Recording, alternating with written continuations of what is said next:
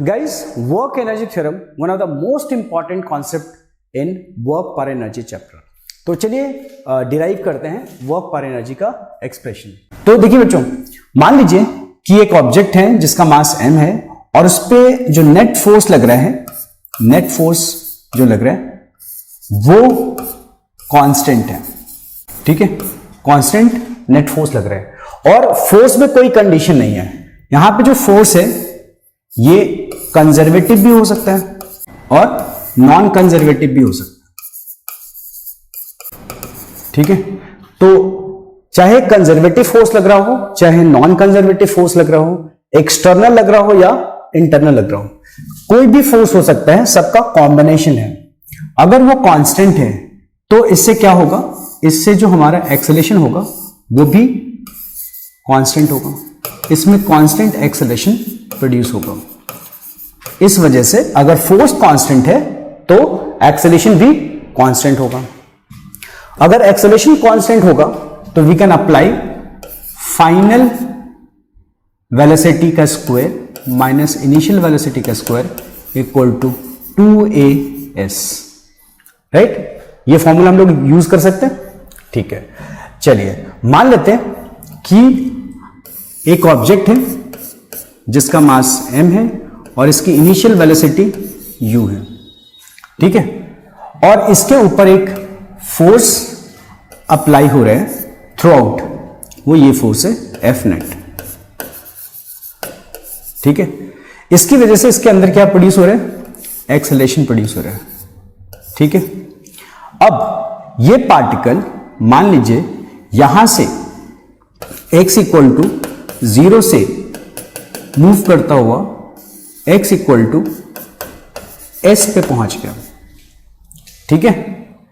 अब यहां पे इसकी वेलोसिटी हो गई, फाइनल वेलोसिटी वो है v मीटर पर सेकेंड, ठीक है।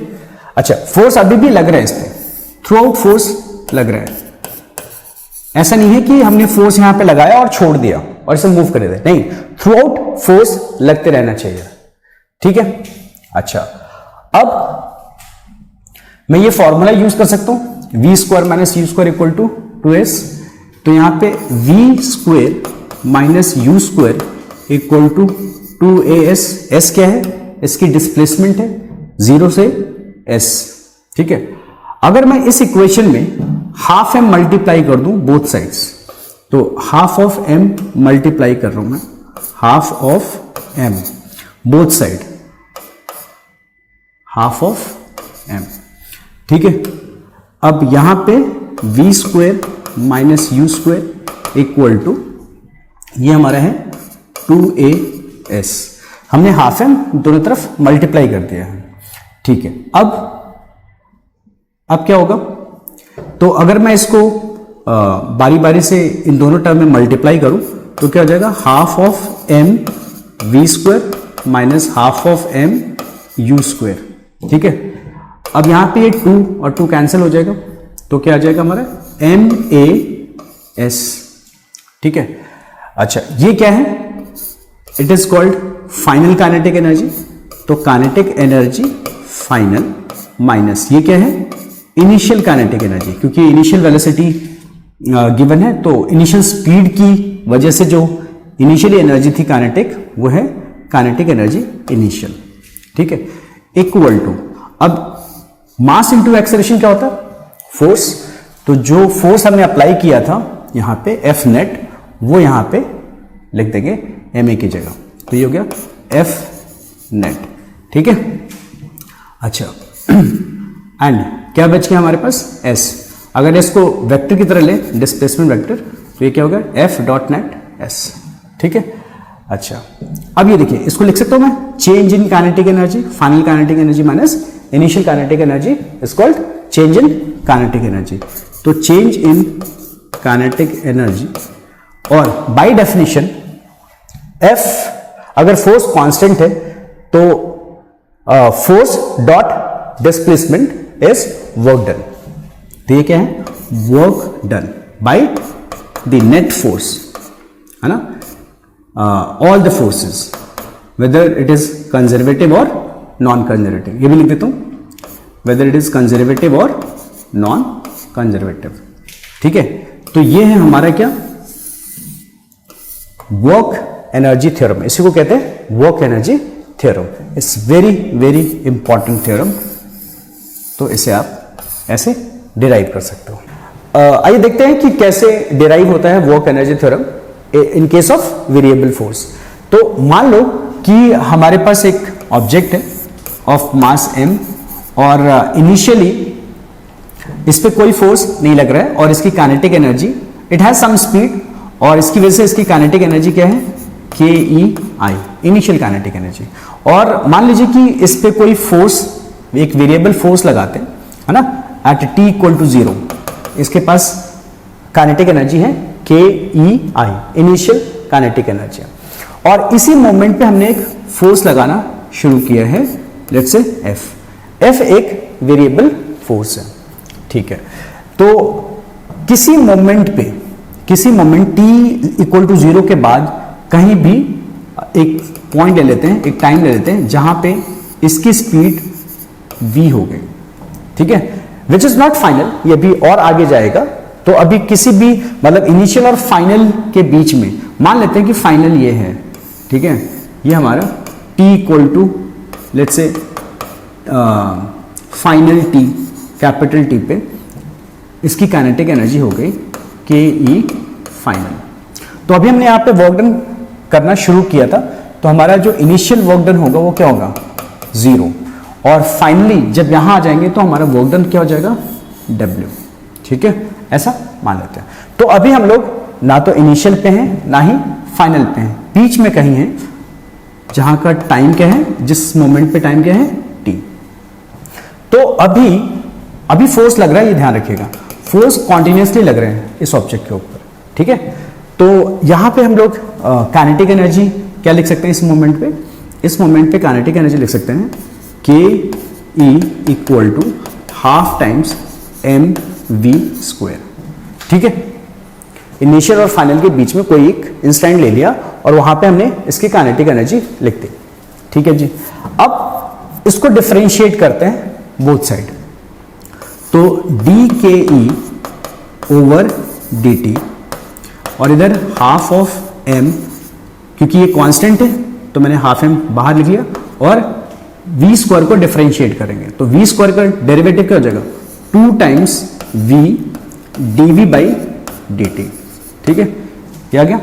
अच्छा, अब dV/dt क्या होता है, by definition dV/dt is a, है ना, a इज dV/dt। तो मैं dV/dt को रिप्लेस कर दूंगा a से।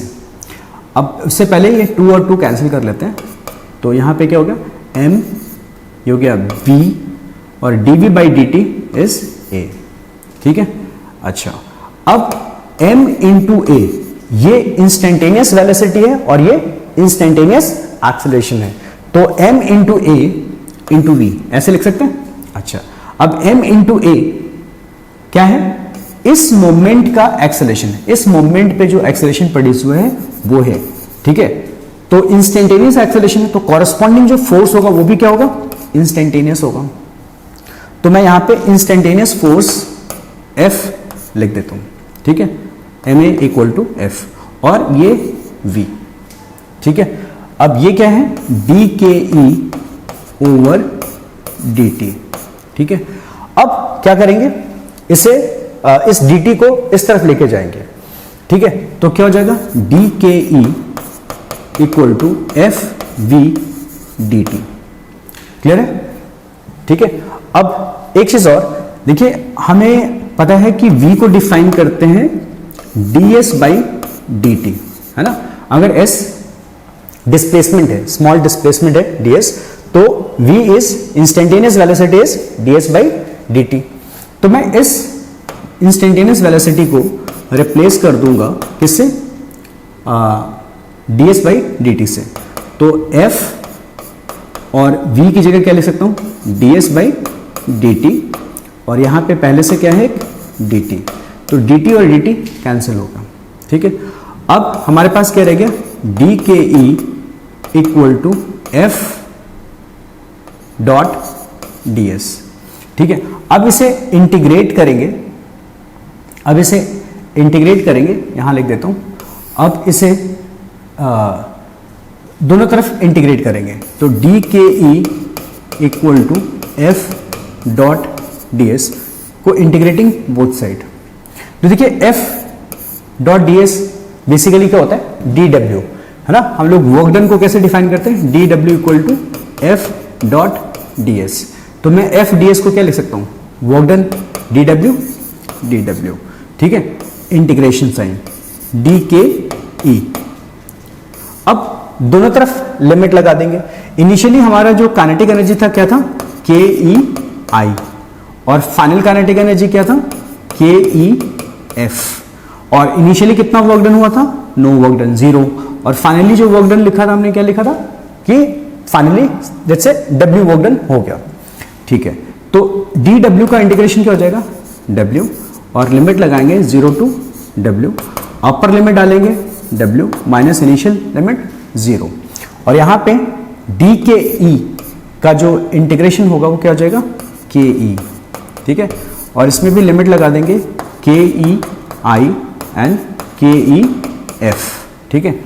तो यहां से क्या आ गया, फाइनल काइनेटिक एनर्जी, मतलब मैं इसके अंदर अपर लिमिट रख दूंगा, तो final kinetic energy minus initial kinetic energy equal to क्या है, वर्क डन, ठीक है।